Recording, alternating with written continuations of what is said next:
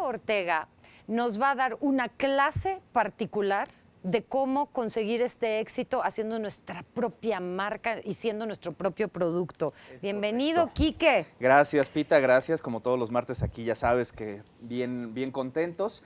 Y sí, efectivamente es curioso porque este asunto de velar siempre por los demás y siempre estar preocupados por los demás, de repente hace que nos descuidemos a nosotros mismos. Y creo que eso es algo que tenemos que empezar a recuperar, volver a cuidarnos a nosotros mismos.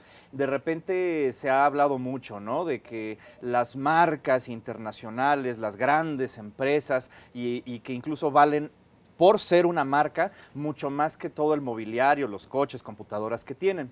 Si eso ya se dieron cuenta las marcas internacionales, ¿por qué nosotros no nos hemos dado cuenta que también somos una marca? Que también nosotros buscamos vendernos y buscamos que nos compren. En el buen sentido me refiero, ¿no? O sea, al final del día, como una persona que tiene un trabajo, pues buscas ascender, por supuesto. Como una persona que está buscando trabajo, buscas conseguirlo. Como una persona que ya tiene un trabajo y quiere cerrar un contrato, estás vendiendo lo que tú eres más allá del proyecto. No, pues simplemente si quieres un trabajo, un préstamo, lo que sea en la vida, hasta en tu relación con los vecinos. ¿No? Así es. Y mira que es muy curioso porque en realidad, imagínate tú cómo eran los viejos tiempos, nos vamos a acordar en los 70, en los 80. Tú podías abrir una tienda de abarrotes o una papelería, Mi una tiendita. Lupita. Exacto, ¿no? O abarrotes Romo, por ejemplo, ¿no? Y era la tienda de abarrotes de la esquina. Al final del día, sabías que de todos modos ibas a tener gente, porque la gente de la cuadra, del barrio, te iba a comprar. Hoy encuentras cuántas tiendas, una enfrente de otra, cuántas papelerías, una enfrente de otra, y entonces la competencia se ha vuelto cada vez más feroz. Imagínate si eso pasa con los negocios, ¿cómo pasará con nosotros como personas, como profesionales, que al final del día también estamos compitiendo ferozmente entre todos nosotros? Claro. Entonces hay 5 cosas en las cuales yo te diría que tenemos que fijarnos muy bien, y la primera de ellas, Pita, tiene que ver con cómo y quién eres. Ah, caray, ¿cómo es esto de quién es? Pues yo soy yo y no me parezco a nadie, decía Pedro Infante, ¿no? No, aquí en este caso tiene que ver más incluso con tu nombre. ¿Cómo te vas a llamar? Hemos visto, por ejemplo, en los negocios, en las grandes empresas, que buscan siempre tener, hasta por cuestiones de registro de marca, un nombre diferenciador. No te puedes parecer tanto a otro ser idéntico porque puedes causar confusión. ¿Qué pasa, por ejemplo, con nosotros? Un caso muy concreto. J.K. Rowling, ¿te suena el nombre? Sí, es la escritora de Harry Potter. Así es, la escritora de Harry Potter. Bueno, la K de J.K. Rowling no significa nada. Muchos me decían, no, es que Joan Kelly Rowling. No, la K no significa nada. Pero se dio cuenta en algún momento que era mucho más vendedor llamarse J.K. Rowling que llamarse Joan Rowling, que es su nombre real. ¿Qué ocurre con esto? Ahí está la eficiencia comprobada de haberse puesto un seudónimo, que al final en los escritores sabemos que es bastante común, un seudónimo que en todas luces lo único que hizo fue juntar las 2 letras del abecedario, la J y la K, con su apellido normal. ¿Qué es lo que pasa, por ejemplo, con personas, y siempre me gusta ponerlo esto en mis clases, el caso de un personaje llamado el Sopitas, ¿no?, que es un locutor de radio muy famoso y hoy es autor de un blog. Que la página Sopitas es realmente muy exitosa. Así es y el me blog más parece exitoso. También muy confiable. Así es el blog más exitoso de México. Y lo interesante del Sopitas, el Sopitas empezó en una estación de radio que ya no existe, ustedes se acordarán, Radioactivo, ¿no?, hace muchos años, y su apodo se lo dieron desde ahí, desde la estación de radio. ¿Era Sopitas? El Sopitas, exactamente, porque era zipizapo, exactamente, ¿no? ¿Qué ocurre con el Sopitas? Hoy día, si tú te das cuenta, es mucho más taquillero y llama hasta el morbo, te llama más la atención meterte a sopitas.com que a franciscoalanis.com, que es su nombre. Cómo incluso hasta tu apodo puede llegar a ser un valor diferenciador dentro de todo el mercado. Cómo de repente vemos a los futbolistas, ¿no?, que los futbolistas también son marcas, y vemos de repente que ayer acaba de firmar, siendo el contrato más alto en la historia del fútbol mexicano hacia un equipo europeo, el caso del Chucky Lozano, ¿no?, Irving Lozano, que le dicen el Chucky.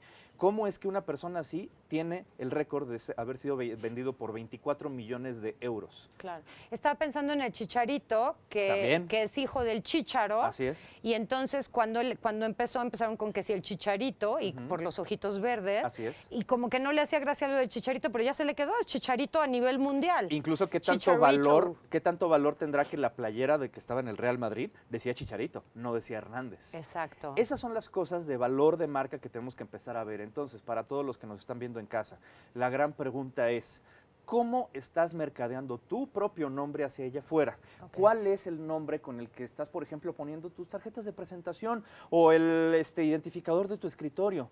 Pero a ver, Quique, una pregunta. Y es muy importante la opinión de Quique. Quique es un experto en esta materia. Él es maestro de imagen en la Náhuac, en la carrera. Así es, la carrera de entretenimiento, exactamente. Que es una carrera fabulosa que es en la Náhuac, ¿no? Bueno, ok.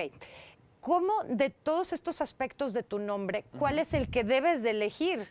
Pues mira, lo que tienes que elegir es cuál es el punto que te hace diferente. Porque, por ejemplo, vamos a suponer, y poniendo nada más el símil, ¿no? Una persona llamada Juan Pérez. Pues Juan Pérez, incluso búscalo en Google y te van a aparecer 40,000 opciones de páginas, ¿no? Pero a lo mejor si te pones Juan Ramón Pérez, ahí ya hay un diferenciador, ya no son tantos. Claro. Y ahora Juan Ramón Pérez, doctor. Ajá. Caray, no, pues entonces ya empieza a haber ya una diferenciación. Ya empiezas a ser él, Juan Ramón Pérez del mundo de la medicina, o él, Juan Ramón Pérez del mundo de la administración. Entonces, empieza a fijarte en cuáles son esos elementos que te pueden hacer diferente. ¿Qué pasa, por ejemplo, con las iniciales, no? Carlos L. Domínguez, por ejemplo, ¿no? Y a lo mejor la L es de López.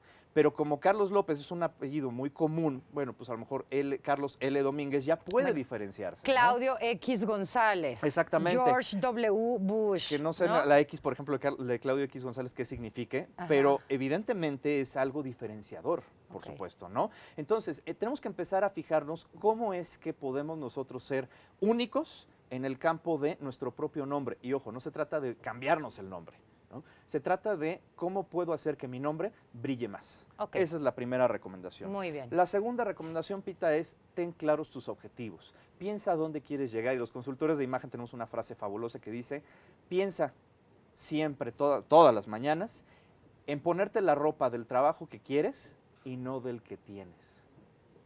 Exactamente es el punto. O sea, te vas a disfrazar de la persona que quieres ser. Así es. Para que los demás te observen de esa manera. Así es. Y tú te la vas a acabar creyendo también, y eso es lo que le vas a vender al mundo. No solamente tú te la vas a acabar creyendo, las demás personas se la van a acabar creyendo, y te lo puedo decir porque además es algo que a mí ya me tocó vivirlo en temas de consultoría. Una persona que era gerente de finanzas en una empresa, y él tenía en su mente que quería ser director de finanzas en un plazo máximo de 5 años. Lo asesoramos para la vestimenta, tenía que empezarse a ver como un director.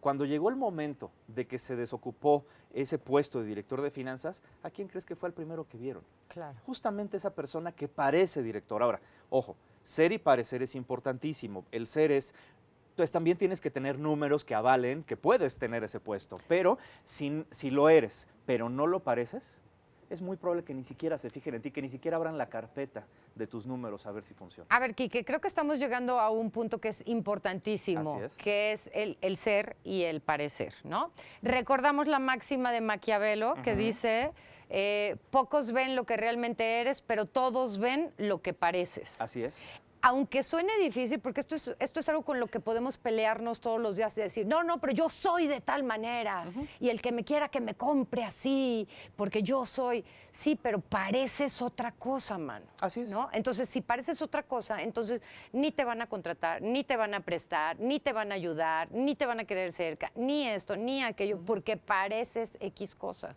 Lo que tenemos que ser es suficientemente humildes para darnos cuenta, y yo creo que ahí es donde falla mucho la humildad en muchas personas, darnos cuenta de que el otro, lo más probable es que no nos conozca.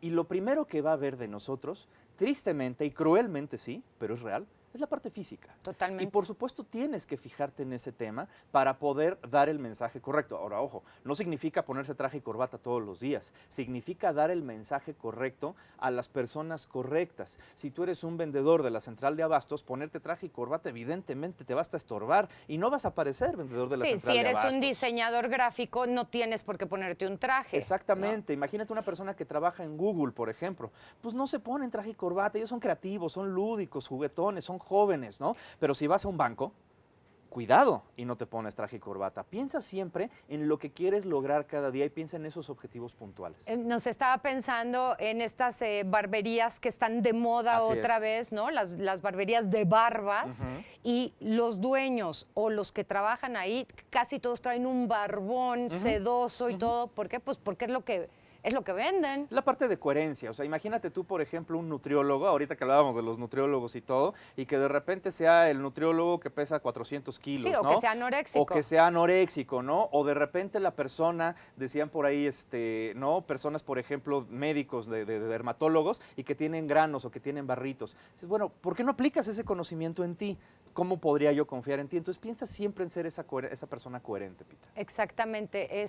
Quique, por ejemplo, tú eres Enrique Ortega. Así es. ¿En qué momento decidiste ser Quique Ortega? Lo que pasa es que nosotros, mi familia, somos una generación de 3 Enriques Ortega. Enrique Ortega, abuelo, papá e hijo. Mi abuelo, pues, trabajó en Televisa muchos años, mi papá trabajó en Televisa muchos años. Yo decidí irme por mi propio camino y no, digamos, depender siempre del nombre y de ese legado que me fueron heredando, ¿no? Entonces, lo que terminé haciendo fue poniéndome Quique Ortega como un diferenciador que al final del día sí tiene como cierta ligadura con mi familia, pero pues sí me hace una persona diferente, un consultor de imagen que, pues, busca llamar de algún modo la atención con esa diferenciación. Claro, fíjate, por ejemplo, yo soy María Guadalupe Ojeda Carrillo. Así es. Pero desde que nací mi mamá me dijo Pita, entonces me han dicho Pita toda la vida. Cuando yo empiezo primero como a los 16, dije, es que yo odio llamarme Guadalupe, yo me quiero llamar Astrid. Entonces mi papá me dijo, ok, si consigues que todo el mundo te diga Astrid, yo te cambio el nombre legalmente, nunca lo conseguí, pero bueno.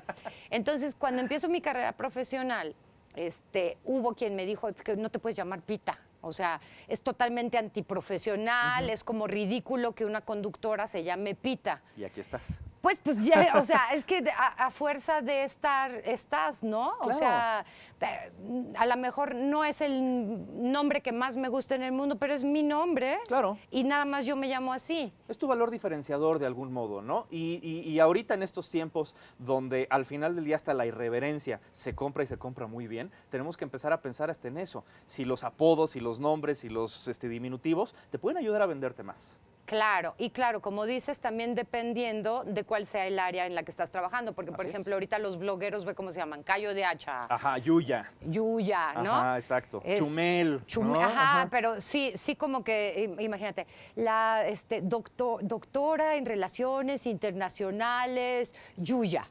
Qué flojera. No, además Yuya, por ejemplo, se llama Marian Castrejón. Ajá. Pero obviamente Marian Castrejón, que sí es un nombre diferente, es un nombre poco común, pero obviamente para el target al que va, que son chavitas de 14, 15 años, Yuya vende mucho más. Es correcto. Quique, tenemos que seguir con estas clases. Así es. Te esperamos la próxima semana hacemos la parte 2. Ok, ya vas. Muchísimas gracias. Es Quique Ortega, experto en imagen pública. Muchísimas gracias. Continuamos en un momento.